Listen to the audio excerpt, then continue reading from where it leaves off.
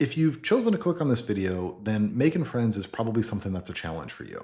You might struggle to get out there and be social in the first place. You might struggle to deepen your friendships. Maybe you have some casual acquaintances, but you don't quite know how to go deeper. Or maybe you find that conflict tends to break up your relationships, or that you just don't know how to really have the relationships feel secure and fulfilling. If that describes you at all, and that's the reason why you came to this video, I want to tell you that you're probably not going to find the answer to this anywhere on YouTube, or in a self-help book or something like that. You're probably going to need to go to therapy.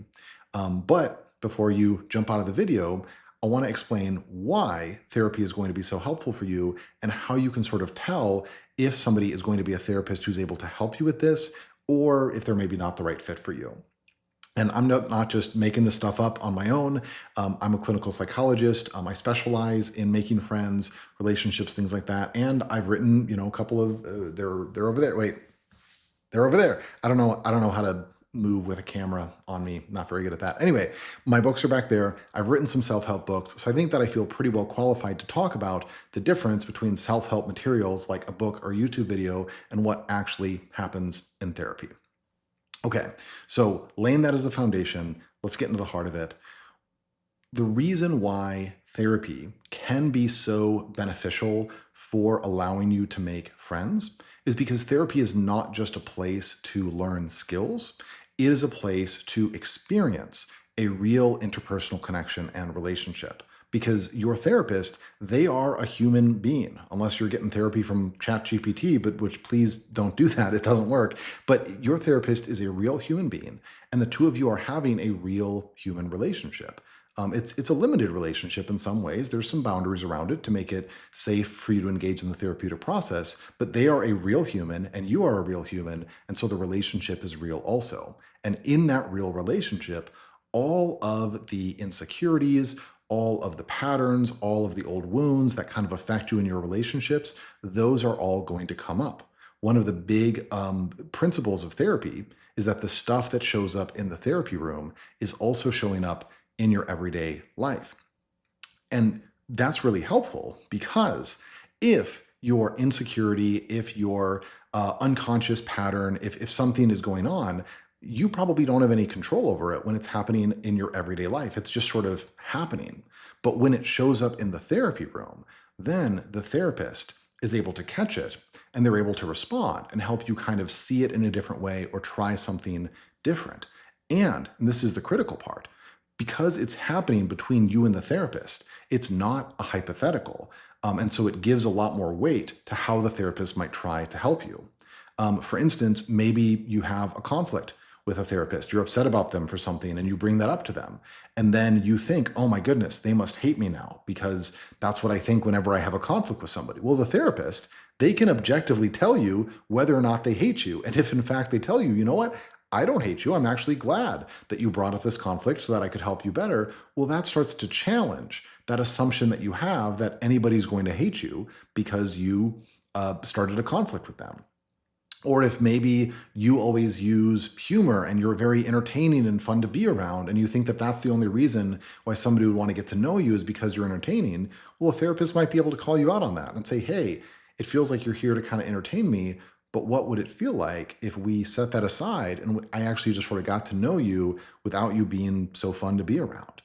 All of these are ways to change up how you relate and kind of turn the director's commentary on your interpersonal style so that you're not able to just do stuff, but you're able to get in real-time feedback on what you're doing, how it's coming across, and how the other person sitting across from you is thinking and feeling. And the reason why this is so helpful is because in many cases, we've developed this set of interpersonal relationship patterns from earlier chapters of our lives that we maybe needed to get through those chapters of our lives, but that are kind of keeping us stuck right now. And so, for instance, maybe when you were younger, you were bullied. And so you learned that if anybody is, paying attention to you, then that's a threat. Maybe they're going to tease you. And so that you learn to kind of put the walls up. And maybe that was really necessary for you when you were younger because the bullying was a real threat. But now you're an adult and now people aren't as likely to bully you. And if they do bully you, you can just leave. And yet those walls are still up because you're still playing by those old rules. Well, a therapist is going to give you the chance to not just notice that those old rules are there, but they're going to give you the chance to try something different. In the relationship with them, you can try to take those walls down a little bit, see what it's like to engage, to engage with another person.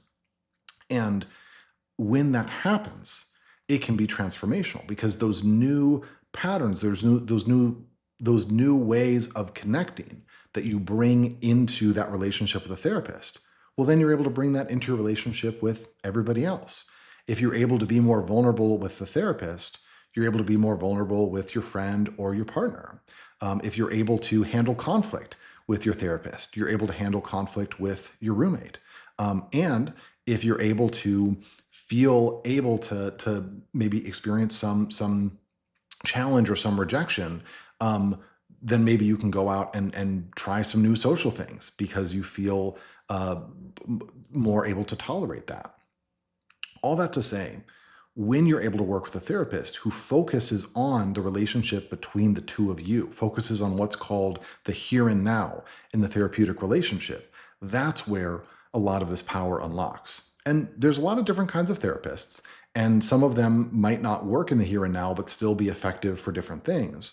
But I think especially if you struggle in your relationships, you're not going to be able to get past that with a therapist who just kind of encourages you or a therapist who teaches you some skills or something like that. You need a therapist who's able to walk the road with you and actually do a little bit of surgery in the session, seeing what's actually going on in the way that you relate and helping you relate in a healthier way. And so if you've tried therapy before and it doesn't really feel like it's helped, it doesn't seem like you've gained this benefit, I would really encourage you to try again. Because saying, oh, I tried therapy, it didn't help me, I didn't like it, it's kind of like saying, oh, I went to a restaurant and I didn't like the food, and so now I will never eat at a restaurant again. Well, there's a lot of different restaurants making a lot of different food, right? And just because you went to one restaurant that you didn't like doesn't mean that no restaurant could ever feed you. It just means that you haven't found the right one. And so it's worth another try. Or if you are working with a therapist and it feels like what I'm describing isn't really happening, you're like, I've been talking to this therapist for a while, doesn't feel like you're making progress. Well, that's an opportunity to bring that up to the therapist to say, hey, I don't feel like this is really helping me. Bring a little conflict into the relationship, because if you do that, one of two things is going to happen. Either that's going to kickstart the relationship into a new gear. The therapist is going to be able to respond to the conflict, be able to adapt their approach and make it more effective for you. And then also maybe talk about what it was like for you to bring up that conflict. Or the therapist is going to drop the ball and they're not going to know what to do with the feedback that you gave them. In that case, well, then maybe that's a signal that it's time to find a different therapist. Because if you can find the right therapist, somebody who is able to engage with you in the relationship, they don't have to be perfect, they don't have to be incredibly wise, they just have to be willing to be in the here and now with you. That can be just completely transformational.